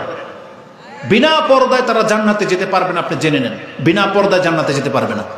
পর্দাশীল মহিলা কেমন রুচির হয়, জান্নাতি মহিলা যারা হয় তাদের রুচিটা কেমন হয়, আমি আপনাকে 2টা নুকতা বলে দিই, যাতে করে আমাদের মা বোনরা তো শুনতেছে, এটা তাদের জন্য আমি মনে করি উপকারে আসবে। কারণ যে দৃশ্য দেখেছি আজকে, এটা সব অঞ্চলের ঘটনা, সব অঞ্চলের। এমন না যে কোনো অঞ্চলের মানুষ সব পর্দাশীন হয়ে গেছে। কিছু মানুষ তো আলহামদুলিল্লাহ বক্তব্যের মাধ্যমে তারা পর্দাশীন হয়েছেন, পর্দা করে থাকেন, এবং তারা শহরের মতো একেবারে উচ্চ টপ লেভেলের মানুষ হয়েও তারা পর্দা করে। কিন্তু গ্রামের মানুষ হয়েও আপনাদেরকে অনেককে দেখেছে আপনারা পর্দা করেন না। এটা মোটেও কাম্য নয়, কারণ জান্নাতি মহিলা কোনোদিন বেপর্দাশীন হয় না, বেপরদান হয় না। কারণ জান্নাতি মহিলার চিন্তা থিঙ্কিংও হয় ভিন্ন, আমি মাত্র 3টা উদ্ধৃতি দেব আপনার কাছে। আব্দুল ইবনে আব্বাস বসা ছিলেন, আতা ইবনে রাওয়াহা একজন তাবি, তিনি বসা ছিলেন। তিনি আতাকে বলতেছেন যে আমি কি তোমাকে একজন জান্নাতি মহিলা দেখাবো?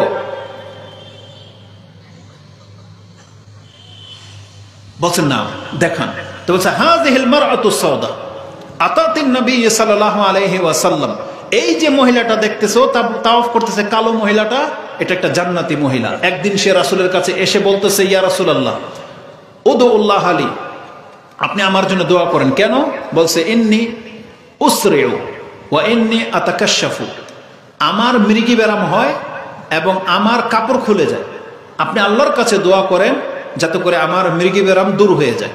তখন রাসূলুল্লাহ সাল্লাল্লাহু আলাইহি সাল্লাম বলেছেন ইন শি'তি সাবারতি ওয়ালাকিল জান্নাহ ওয়া ইন শি'তি দাআউতু ইলাল্লাহ আইয়ু আফিয়াকি, তুমি যদি চাও আমি আল্লাহর কাছে দোয়া করব তোমার রোগ ভালো হয়ে যাবে, আর তুমি যদি ধৈর্য ধারণ করার ইচ্ছা পোষণ করো তাহলে আমি তোমাকে গ্যারান্টি দিচ্ছি এই রোগের কারণে আল্লাহ তোমাকে জান্নাত দিয়ে দিবেন। তখন সেই মহিলা যখন জান্নাতের কথা শুনেছে তখন বলতেছে আসবিরু, তার অপশনই চায় না, বলতেছে আমি ধৈর্য ধারণ করে নিলাম। মানে আর বলে নাই যে আপনি দোয়া করেন, বলছে আমি ধৈর্য ধারণ করে নিলাম, যখন আমার এই রোগ এর কারণে আমি জান্নাত পেয়ে যাব তাহলে আমার রোগ থাক, আমার জান্নাত হারাইতে রাজি না। তিনি জান্নাত নিয়ে নিলেন।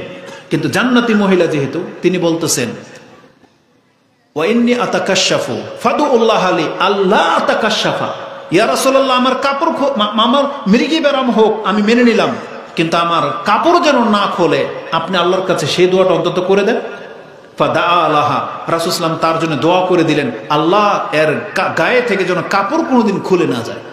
সাহাবা একরা বলছেন এই মহিলা যতদিন বেঁচে ছিল তার মৃগী ব্যারাম হতো, কিন্তু তার লজ্জাস্থান কোনোদিন প্রকাশ পেত না, রাসূলের দোয়ার কারণে তার কাপড় ঠিকই থাকতো। তাহলে একজন জান্নাতি মহিলার মেন্টালিটি এমন থাকে। কালো মহিলা যার দিকে হয়তো কেউ তাকাবে না, কিন্তু তারপরেও তিনি বলতেছেন আমার কাপড় যেন না খোলে। আর আজকে আমাদের সুস্থ মহিলারা সুস্থ নিজের ইচ্ছায় কাপড় খুলে দিয়ে ঘুরে বেড়ায়, নিজের ইচ্ছায়। এটা জান্নাতি মহিলাদের রূপ হতে পারে না। আপনি আয়েশা রাদিয়াল্লাহু তাআলা আনহার ঘটনা জানেন? আপনাকে আমি নাম্বার সহ বলে দিই। মিশকাতে একবারে সহজ নাম্বার, মিশকাতে 1771, যেটা হচ্ছে জানাজার একবারে সর্বশেষ হাদিস। মিশকাতে জানাজার একেবারে সর্বশেষ হাদিস। তিনি বলতেছেন আমি আমার ঘরে ঢুকতাম, ঘরে ঢুকে আমি আমার উপরের চাদরটাকে খুলে রাখতাম। কেন? আমার ঘরে যাকে কবর দেওয়া হয়েছে তিনি হচ্ছেন আমার স্বামী মুহাম্মদুর রাসূলুল্লাহ সাল্লাল্লাহু আলাইহি ওয়াসাল্লাম। আবু বকর রাদিয়াল্লাহু তাআলা আনহুকে যখন আমার ঘরে কবর দেওয়া হয়েছে তখনও আমি আমার চাদরটাকে খুলে রাখতাম। কেন? কারণ আবু বকর আমার পিতা। কিন্তু যেই দিন ওমরকে আমার ঘরে দাফন করা হয়েছে সেই দিন থেকে আমি আমার ঘরে ততক্ষণ পর্যন্ত ঢুকতাম না যতক্ষণ পর্যন্ত চাদরটাকে আমি আরো ভালো করে পেঁচিয়ে না নিতাম। কেন? হায়ামিন ওমর, তিনি বলতেছেন ওমরের লজ্জার কারণে, ওমর থেকে আমি লজ্জা করে, একটা মৃত ব্যক্তি ওমর কবর থেকে দেখতে পায়, অথচ একজন জান্নাতি মহিলা একটা মুর্দাকে পর্যন্ত লজ্জা পায়। আর আমাদের মহিলারা সে জিন্দা একটা মানুষ, ওই ফেরিওয়ালা, লেসপিতাওয়ালা, দুধওয়ালা, মাছওয়ালা, রাস্তাঘাটের কোনো বেটাকে সে লজ্জা পায় না, সবার সামনে সে ওই একই কাপড় দিয়ে সামনে চলে আসে। এটা কোনোদিন জান্নাতি মহিলাদের কাজ হতে পারে না। জান্নাতি মহিলাদের গুণ হবে আয়েশা রাদিয়াল্লাহু তাআলা আনহার মতো, যে রাসূলুল্লাহ সাল্লাল্লাহু আলাইহি ওয়াসাল্লাম এমন করে তৈরি করে গিয়েছিলেন, তিনি সুবহানাল্লাহ একটা মুর্দাকে পর্যন্ত লজ্জা পাচ্ছেন। উম্মে সালামা রাদিয়াল্লাহু তাআলা আনহা, উম্মে সালামা রাদিয়াল্লাহু তাআলা আনহা, তিনি একটা হাদিসের বর্ণনাকারী, যে রাসূলুল্লাহ সাল্লাল্লাহু আলাইহি ওয়াসাল্লাম বলেছেন যে যেই ব্যক্তির ওই টাকনার নিচে কাপড় ঝুলিয়ে পড়বে সে জান্নাতে যেতে পারবে না, আল্লাহ তার দিকে ফিরেও তাকাবে না। উম্মে সালামা রাদিয়াল্লাহু তাআলা বলতেছেন যে ইয়া রাসূলুল্লাহ, তাহলে আমাদের মহিলাদের কি হুকুম? বলছে তোমরা আধা হাত ঝুলিয়ে পড়বে, মানে আধা হাত ঝুলিয়ে পড়বে। আমাদেরকে বলা হয়েছে টাকনা থেকে উপরে পড়তে, আর মহিলা বলতেছে ইয়া রাসূলুল্লাহ আমাদের কি হুকুম? বলছে তুমি আধা হাত ঝুলিয়ে পড়বে। একজন জান্নাতি মহিলার চিন্তাধারা দেখেন, তিনি বলতেছেন ইয়া রাসূলুল্লাহ যদি মাত্র আধা হাত ঝুলিয়ে পড়ি তাহলে সম্ভাবনা আছে হাঁটতে গেলে পায়ের কোনো অংশ বেরিয়ে যেতে পারে। তখন রাসূল বলছে তাহলে এক হাত। কি বলেছেন? তাহলে এক হাত, তোমরা এক হাত ঝুলিয়ে দিবে। তারপরও যখন তিনি আপত্তি করেছেন তখন রাসূল বলেছেন ও জিরাউ কাসীর, বরং এক হাতই অনেক বেশি। একটা জান্নাতি মহিলার মেন্টালিটি এমন হয় যে টাকনা তো দূরের কথা, অতিরিক্ত আরো এক হাত তারা ঝুলিয়ে পড়ার জন্য রাসূলের কাছ থেকে অনুমতি চেয়ে নিয়েছেন। এটা অপচয় হবে না, বরং এটা একটা জান্নাতি মহিলার গুণ। আর আমাদের মহিলাদের পায়জামা ওই পুরুষের চাইতে আরো 4 আঙ্গুল উপরে। যেই সুন্নাহ হচ্ছে পুরুষদের জন্য, সেই পুরুষরা মহিলাদের সুন্নত নিয়েছে, ওই টাকনা ঢেকে প্যান্ট পরে। আর মহিলারা উঠতে উঠতে উন্নত হতে হতে এত উন্নত হয়েছে যে টেইলারে এখন ওই এক গজ কাপড় দিয়ে পায়জামা বানিয়ে চলে আসে। এটা উন্নত না, এটা উন্নতি হয়েছে, উন্নতি। বুঝেন? এই উন্নতি এই জাতিটাকে ডুবিয়েছে। দেখেন না, এই যে কিছুদিন আগের যে নেতা নেত্রীদের অবস্থা ছিল সবকিছুর মধ্যে খালি উন্নতি, এখন আল্লাহ তাদেরকে উন্নত করে দিয়েছে। এটা প্রত্যেক জাতির সাথে হবে, জেনে নেন। এটা শুধু তাদের সাথে হয় নাই, বর্তমানে আবার আরেকটা দল যে মাথাচাড়া দিচ্ছে না, ওই তাদের মতোই চিন্তাধারা নিয়ে তারা কিন্তু মাঠে নেমেছে। আমাদের এই সমস্ত স্টেজগুলোতে এতদিন যেই নেতারা ডিস্টার্ব করতো, উঠে সেই শুধু তাদের নেত্রীদের সুনাম, এখন তাদের দল গেছে, এখন আরেক দলের ফিল্ড খালি, তারা ওই স্টেজে এসে তাদের নেতা নেত্রীদের গুণগান গাওয়া শুরু করে দিয়েছে। অথচ এটা মুসলিমদের স্টেজ, এখানে যদি গুণগান গাইতে হয় কার গাইতে হবে? একমাত্র আল্লাহর। কার? একমাত্র আল্লাহর। যদি লজ্জা থাকে কোনো নেতার, তাহলে তারা যেন শুধরে যায়, কারণ আল্লাহ যদি এত বড় একটা দলকে হারাতে পারে, আল্লাহ যে কোনোকে নাস্তানাবুদ করে দিতে পারে। এই জন্য অন্তত পক্ষে আল্লাহর কোনো গান গাওয়ার জন্য যেন তারা মাইকের সামনে আসে, নয়তো না। আল্লাহ সুবহানাহু ওয়া তাআলা আমাদের মুসলিমদেরকে হেফাজত করুন, আমিন।